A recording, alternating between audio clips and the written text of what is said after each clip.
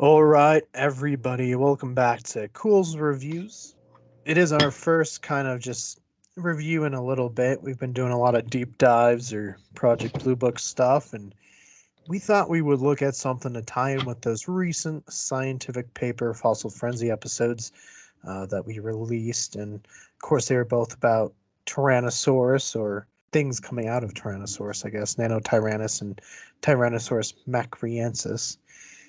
So we figured, hey, what better than to watch something about Tyrannosaurus? So we did. We watched The Ultimate Guide to T.rex, a 1996 documentary, super nostalgic for me.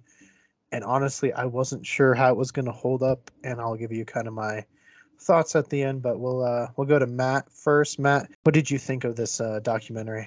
It was interesting. It gave a couple new insights that I hadn't heard before. Um, I liked it. I did notice that quite a few of the presenters were from right here in our home state of Colorado, from the museum just down the road. So that was kind of cool. But it was just some different facts that I've not heard before on the Tyrannosaurus that I found kind of interesting. Yeah, as Matt was saying, some of the presenters are from Colorado, one of which is Kenneth Carpenter. Obviously, his parts were from the Denver Museum of Nature and Science. And we see the Allosaurus, the famed 10-hour Allosaurus that Sam is so excited for us to go film, um, right there next to Kessler's Stegosaurus, as well as our Edmontosaurus, which has been used to help showcase why Tyrannosaurus was a predator. Uh, Fun fact, Kenneth Carpenter actually helped me ID this fossil. So, as well as we've talked about Kenneth Carpenter on our Triceratops calicornis episode from the museum up in Boulder. So go check that out. Another one that was from here in Colorado. He has unfortunately passed away as of November last year. His name was Martin Lockley. We see him in the New Mexico setting looking at the fossil footprint. But he was kind of the leading uh, driver behind Friends of Dinosaur Ridge, pretty big place here in Colorado. So that was a big loss in November, as well as we also got to see Bill Gartzka, who passed away just in December 17th. So both passed away recently, unfortunately. But yeah, like Matt said, quite a few from Colorado. Maybe that's why I liked it when I was younger, was we get to see some of our homegrown fossils and things we could actually go look at. Why'd you give me that look? Same. No, because you said homegrown. Yeah, homegrown fossils. We could actually go see them. Hell yeah, dude. I'm about to go grow some fossils out in my yard now. No, I'm just messing with you. Sam, what did you think of the documentary? I felt like I watched it before, but I'm not actually sure if I did or not. I may not have, but like some of it did look familiar, and I'm pretty sure it was the gentleman from the Denver Museum. And that's why it looked more familiar, but I thought it was definitely interesting. Come to find out that most large predators were brought from a little bird or a little raptor. So my theory is getting more correct. Well, Tyrannosaurus came from the Coelurosaur branch. I wasn't sure. So we'll talk about did it hold up, and it actually pretty much did. I was actually surprised about how well it's held up, considering it's nearing 30 years old. And with science, that means a lot could change. I mean, look at, last year we had Dunkleosteus getting smaller. This year, Megalodon's getting bigger. So, Megalodon might be a weird eel shark now. We don't know. Haven't read the paper. Uh, but it held up well. I know early on we did see Paul Sereno, someone else who's another one of those kind of rock star, everyone kind of knows paleontologists from University of Chicago who found Eoraptor. The one thing with Eoraptor now is Eoraptor is not in the theropod lineage, and it's more just that basal body plan. So that's one thing that didn't hold up. Trying to think, we do get to see the controversial scavenger hunter theory that was prevalent in the 90s with Jack Horner and Phil Curry, who we talked about recently with that Nanotyrannus paper, and Ken Carpenter as well. Jack Horner obviously kind of was comparing to vultures and stuff like that, as far as why Tyrannosaurus might be a scavenger.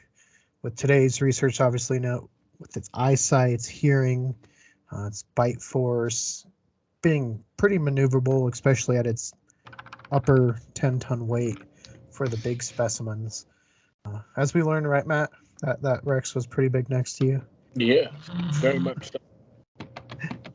But yeah, it actually did hold up really well. We saw the family tree coming from Coelurosauria versus back in the day when they would call them Carnosauria, and it was just like Allosaurus into Tyrannosaurus, which is not how it happened.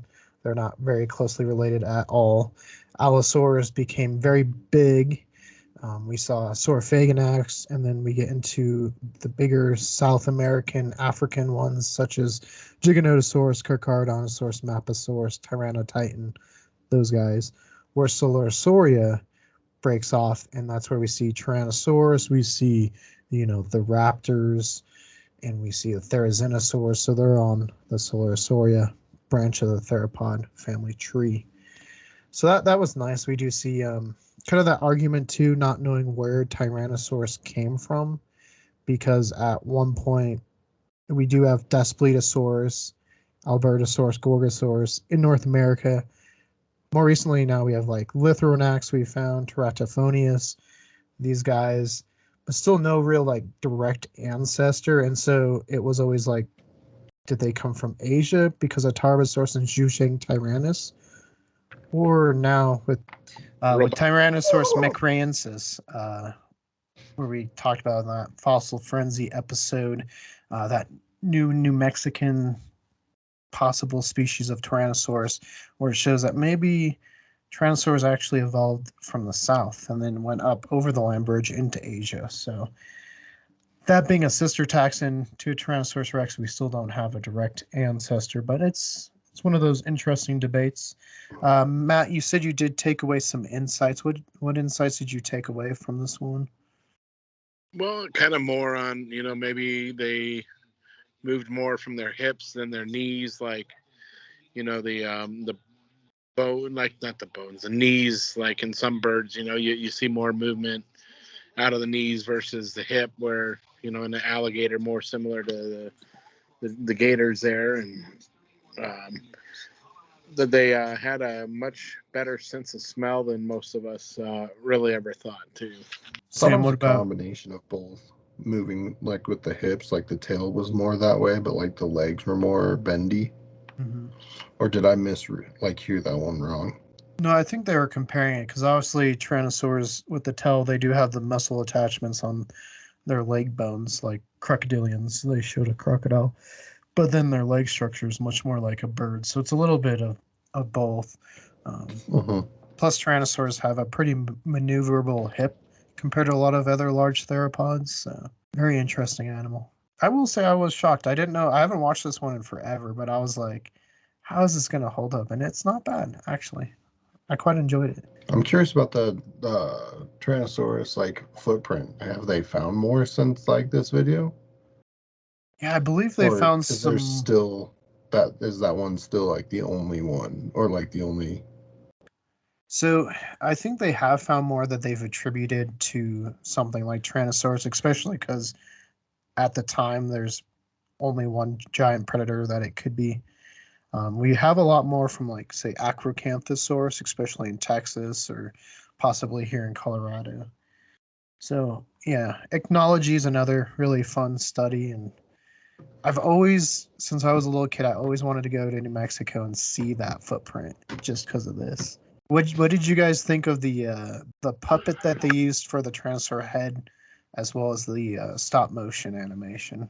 I think the eyes looked a little cooler. It wasn't the amberish gold that you see in the movie Jurassic Park. It was more of a kind of like a solid black type look to it. I think it made the T.rex look a little bit more kind of like badass type look to it. That's just my opinion, though. Sam, what about you? I thought it was not bad. I mean, there was one that was kind of interesting and weird, but like other than that, most of it was pretty decent and cool Yeah, for I the time forget. at least. Right, I don't remember who made the head puppets and the the stop motion or whatever, but I think it holds up really well. Of course, there's the whole debate about dinosaur lips, and we definitely Mm-hmm. saw some pearly whites in this. So, but yeah, it looks like a realistic T-Rex. I would say maybe a little shrink wrapped compared to what we would think today. It was a big thing, especially I know Jurassic Park dinosaurs. You see all their fenestra and orbitals and everything, the holes in their skulls, and you probably wouldn't see that unless they were like starving or something. But I enjoyed it. Matt, rating recommendation. What do you say? I think as anything can ever be learned from something, regardless of your knowledge of the dinosaurs, it provided some good knowledge. I mean, I can't drop it, below a 10. I'd go 10 out of 10 on it. I mean, it did provide some information, even. So, yeah, I'd recommend it too. I mean, anything that can help us have a better understanding and hopefully someday find the ancestor of the T.rex, Maybe we can find it, right? Sam, what about you? Rating recommendation. I mean, I'd rate it 10 out of 10, and I would also recommend it because you can always get like a different perspective by like other people kind of explaining the same subject because they can sometimes explain it in a different way that can make more sense to you than through others. Like people have ways of kind of portraying the same information but just slightly differently that you can learn more from it or learn new things because they look at it in that other perspective that you don't normally see. Right. Yeah, I'd give it a recommendation as well. Like I said, I haven't watched this in I don't even know. It was probably since the Hamilton House, a long time, and it held up really well. There's a lot of paleontologists that if you don't know, you probably should know. Like we talked about there's Phil Curry, Kenneth Carpenter. Uh, Obviously, everyone knows John Horner. We got Bill Gartzka and then Martin Lockley. So yeah, lots of cool things. We got our 10-hour Allosaurus making an appearance. Its real name is obviously the Woods Allosaurus, named after the kid who found it and collected bone by bone. She did. We'll do an episode on it. Sam wants to do 10 hours. Mm-hmm. But yeah, it's really fun. Lots of Denver museums showing up in here, and you really don't get that a lot. So go find it. It's not too hard to find on YouTube. Quite a bit of people have helped make it free, so go check it out. But yeah, I recommend it, and I think it was a fun little episode to do. Nice little break, and not sure what our next review will be. I know we got some deep dives coming up, so stay tuned. Those ones should be fun. We got both Tobey Maguire's Spider-Man as well as Django Unchained. So stay tuned because those both should be interesting conversations.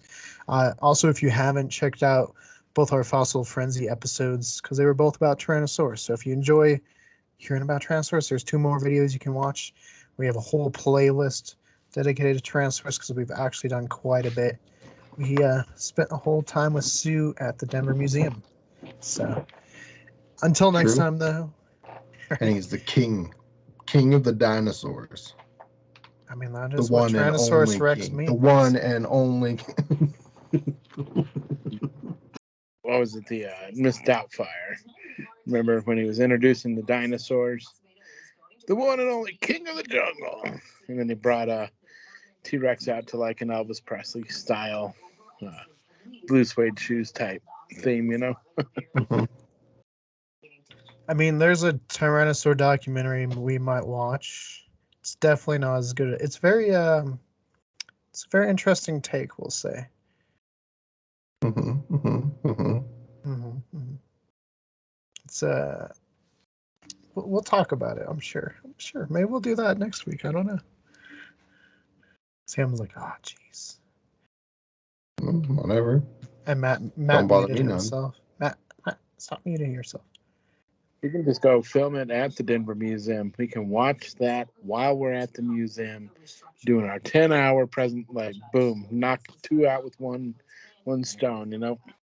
I mean, I'm pretty sure with how much Keegan has filmed that Allosaurus, we have at least 2 to 4 hours worth of footage already. Oh man, I'm excited to see how we even make that into a video and how well it does. Some nice calming music. Maybe we'll just drop in some little tidbits here and there, and then we'll make a legit one because it's really quite a fascinating story. We should go as well to where they found the Allosaurus here in Colorado, because I think it's a fun story, kind of like Kessler's Stegosaurus, which it's paired with. And one thing to note as well, watching this, it's nostalgic looking at that Allosaurus now, because the skull's been updated with new findings. So it's a different skull in this documentary than what you see today, because they have a better understanding of how Allosaurus, its skull looked like, especially Allosaurus fragilis. So something else I noticed, I was like, oh, it's the old skull. I miss it. Plus, you know what else we saw in this? We saw the Jurassic Park logo, because they show American Museum Natural History 5027 in its upright pose, and that is what they based the Jurassic Park logo off of. So, yeah, some good stuff in this one, guys. Go watch it. Even though it's older, it holds up really quite nicely. But until next time, guys, if you want more Culz reviews, click that link to your left. For more about what we're doing here at Culz Paranormal, click that link to your right. And don't forget to hit that like and give us a subscribe. And switch that notification bell from personalized to all if you want to be updated on all of our upcoming videos. There's going to be some exciting ones coming. And let us know, is there any dinosaur documentaries you want us to check out? And why do you keep telling us Jurassic Fight Club? I think you just keep telling yourself.